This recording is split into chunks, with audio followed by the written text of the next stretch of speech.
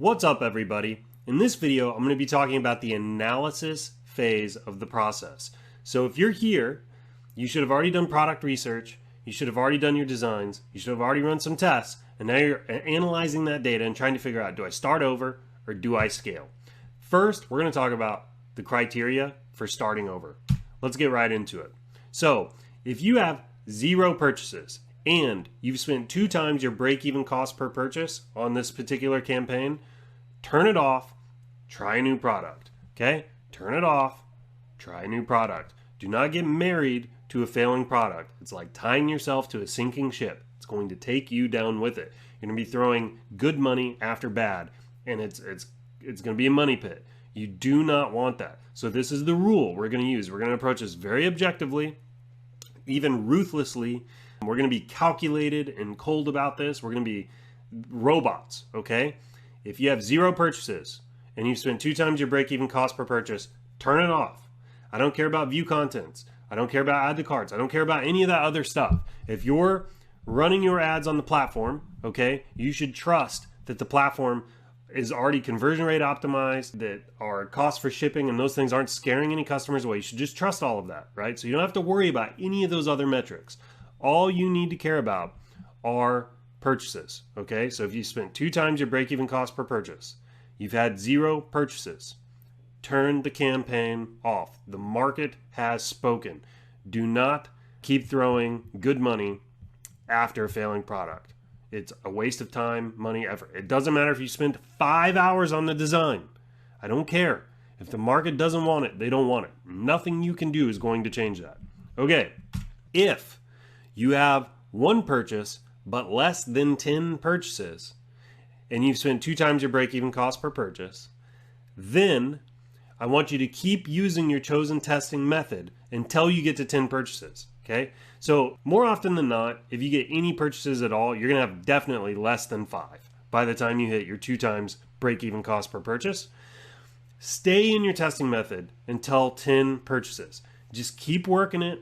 Stay in this place. Keep doing what's already kind of worked for you. See if you can get to 10 purchases. That's the goal. That's the milestone. That's where you're headed now.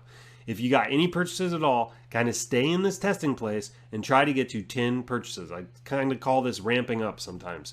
Here's part of the reason you're doing this. First of all, Facebook's throwing a lot of false positives these days, meaning you'll see lots of complaints about this in groups that people start their campaigns, they get some ads, purchases right out of the gate, and then it just dies on the vine.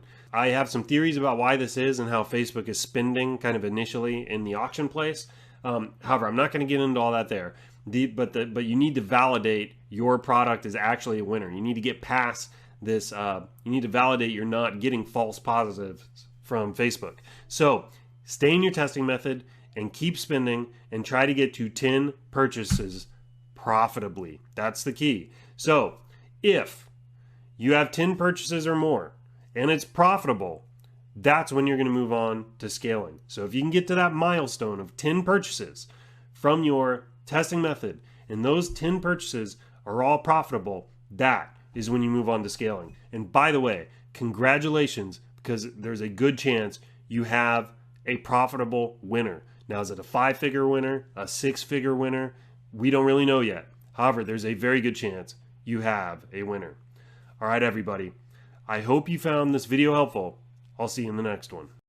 What's up, everybody? In this video, we're still going to be talking about analysis, but now we're going to be looking at the criteria for scaling. And by the way, if you're here, you should have already reviewed the criteria for starting over. And also, I want to say congratulations, because if you have reviewed the criteria for starting over and your product has passed all the tests, you're ready to scale. And that's where we make our money. All right, let's jump into it. So first, if you have less than 10 purchases, then please keep using the testing methods. You do not want to enter scaling too early because it's going to be a waste of money. Trust me, if your pixel's not ready for it or the product isn't good enough and you start increasing your spending, there's a very good chance you're just going to shoot yourself in the foot and you're going to blow through your budget. However, if you have 10 purchases but your ROAS is less than 2.0, then I also want to keep using the testing methods.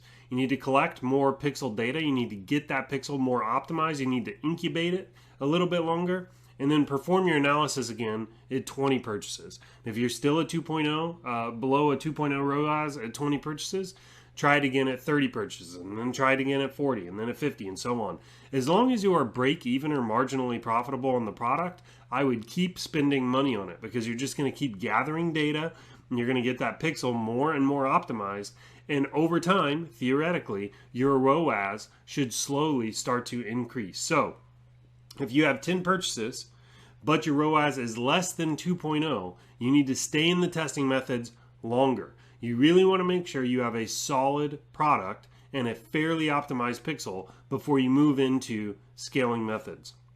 And then finally, if you have 10 purchases and your ROAS is greater than 2.0, congratulations. It's time to proceed to the scaling methods. And this is where most of the money is made in this game. You should give yourself a pat on the back.